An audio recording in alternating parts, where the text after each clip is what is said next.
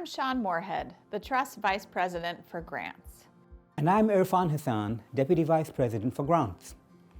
Together, we oversee the Trust Competitive Grants Program, which gives out more than $50 million annually. We'll answer some questions that program officers frequently receive from grantees. Let's start. A lot of people ask why program staff will not meet with potential grantees before they submit proposals. We receive hundreds of proposals each year. Because of this volume, we do not have the staff capacity to meet with every organization to discuss their project.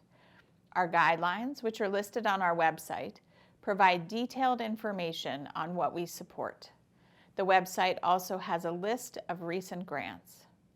We ask that applicants read our guidelines to ensure the project is consistent with our grant-making goals. If you can make a persuasive case that it is, submit a proposal. We provide detailed instructions for applying on our website, as well as a video that explains our grant-making process. What do program officers look for when reviewing a proposal?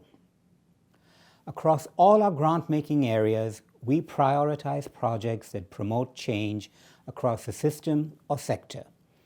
Program officers also look to see whether there is potential for future government funding or policy changes or other lessons for service providers. For direct services, our grants can help test a promising program or support expansion of a proven program. Our grants also sometimes fund the gathering of data to build proof of a program's value. We generally do not support projects that serve a small number of people or a single site, one-off events, exhibitions or conferences. We often support advocacy efforts, including both grassroots lobbying and direct lobbying. Advocacy campaigns, however, should be able to articulate a set of specific goals and strategies to achieve them. The Trust does not make grants to general advocacy agendas concerning broad-based challenges. People also often ask what makes a proposal competitive.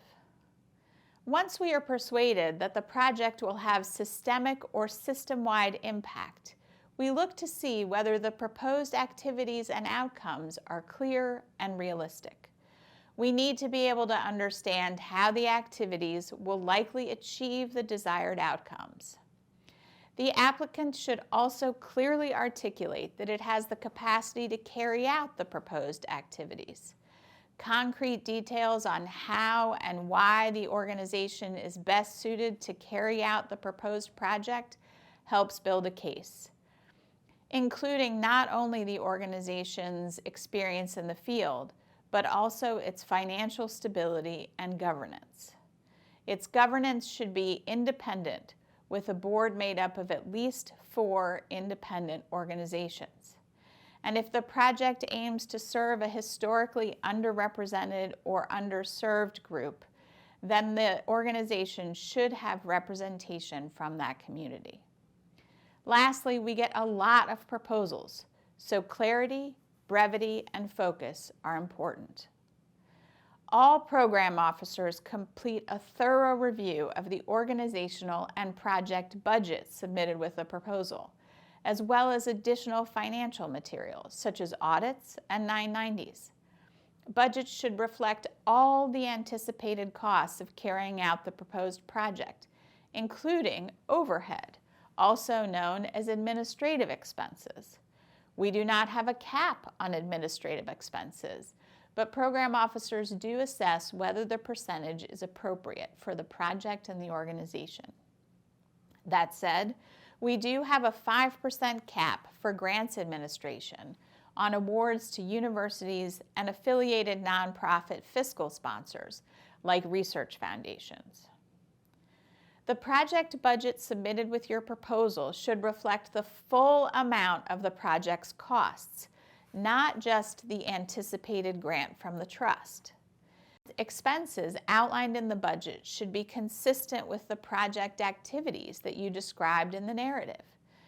Budgets should not include portions of every or almost every staff person's time, as this will be construed as a request for general operating support. Budgets also should include funding that you have received or expect to receive from other sources, and program officers will definitely ask about any budget gaps or surpluses. What's the difference between an organizational budget, a project budget, and a grants budget? An organizational budget, which is usually approved by a nonprofit's board, lists all the expenses and reasonable income projections for the entire organization over the course of a year. Organizational budgets are required as part of our application. The project budget is for the single project or initiative for which you are seeking funding. If a project is expected to take more than 1 year, the project budget should reflect that. Again, we require project budgets as part of our grant application. A grant budget is a budget which only shows how the requested amount from the trust would be spent. A grant budget is not required as part of the application. However, if the grant is awarded, we do ask grantees to report back at the end of the grant period and sometimes at an interim point on how the funds were allocated and how they were spent. Lots of people ask whether the trust renews grants or makes multi-year grants. First, I want to be clear that we make project-focused grants. We look for a specific opportunity, expansion, replication, or launch of an effort. We do not fund ongoing projects. However, we do recognize that some projects, especially new initiatives or advocacy efforts, often take longer than a year. For this reason, we sometimes make multi-year grants. The decision whether to award a multi-year grant is influenced not only by the needs of the project, but also by the funding available in the trust budget cycle. We do not commit funding that we only anticipate will be available in future years. We are also able to make renewals. When deciding whether to recommend a renewal, we look at the progress and success of the project so far and the context, such as changes in city government, to assess whether a renewal makes sense. Again, we recognize that systemic change takes time, but we become more critical after several renewals to ensure that the project is not becoming an ongoing program without other sustainable funding. What is a donor-advised fund and how can we contact the donor? A donor-advised fund, or DAF, is a charitable giving vehicle created to manage donations on behalf of organizations, families, or individuals. The Trust established the first DAF in 1931. The Trust has a number of DAFs that make many grants, but the process is quite different from the competitive grants program. We make sure our donors know about the great work of our grantees through our newsletters, annual reports, website, and social media, but we do not pitch projects or refer grantees to donors.